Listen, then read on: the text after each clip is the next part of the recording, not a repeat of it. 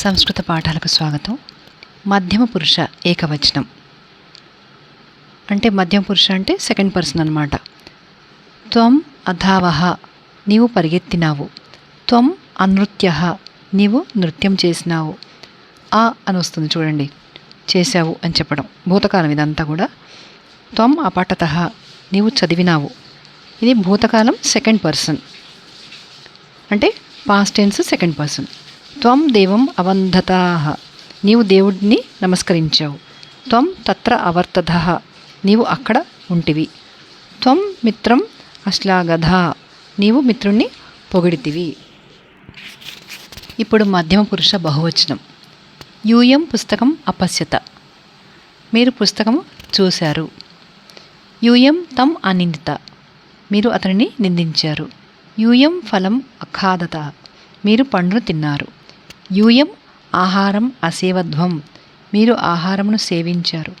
యూయం ఆచార్యం అవందత్వం మీరు ఆచార్యుని నమస్కరించారు.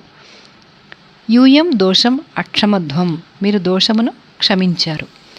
ఉత్తమ పురుష ఏకవచనం. ఉత్తమ పురుష అంటే ఫస్ట్ పర్సన్ అన్నమాట. నేను, మేము అనేది ఉత్తమ పురుష. ఇందులో ఏకవచనం. ఏకవచనం అంటే నేను అనేది.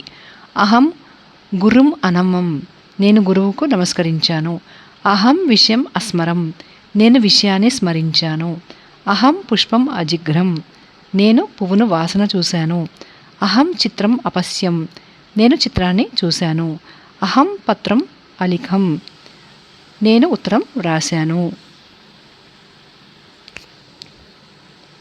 అహం అభాషే అంటే నేను మాట్లాడాను.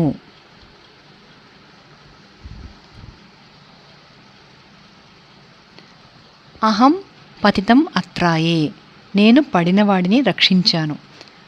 అహం బాలకం అశ్లాఘే నేను బాలకుడిని పొగిడాను. ఇప్పుడు ఉత్తమ పురుషులో బహువచనం చూద్దాం. అంటే ఫస్ట్ పర్సన్లో ప్లూరల్ నెంబర్ మేము అని చెప్పేదన్నమాట. వయం అవదామ మేము చెప్పాము. వయం ఆమ్రం అఖాదామ మేము మామిడి పండుని తిన్నాము.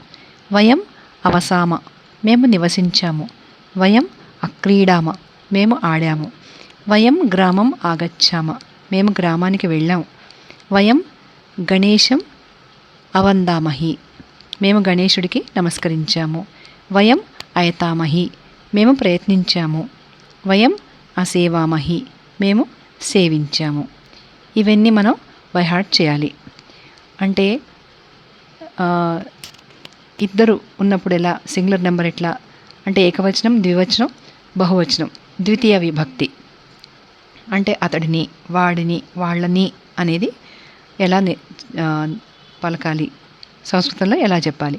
బాల శబ్ద బాల అనేదాన్ని మనం ఎట్లా చెప్తాం, బాలుడిని, ఇద్దరు బాలురిని, చాలామంది బాలురను అని చెప్పేది ఇట్లా ఉంటుంది. బాలం, బాలవు, బాలాన్. పాఠశాల అనేదాన్ని ఇట్లా చెప్తాము. పాఠశాలాం, పాఠశాలే, పాఠశాలాః. ఫల శబ్ద ఫలం సింగులర్ నెంబర్. ఫలే రెండు ఫలాలు. ఫలాని చాలా ఫలాలు. ఇవి బై హార్ట్ చేయాలి.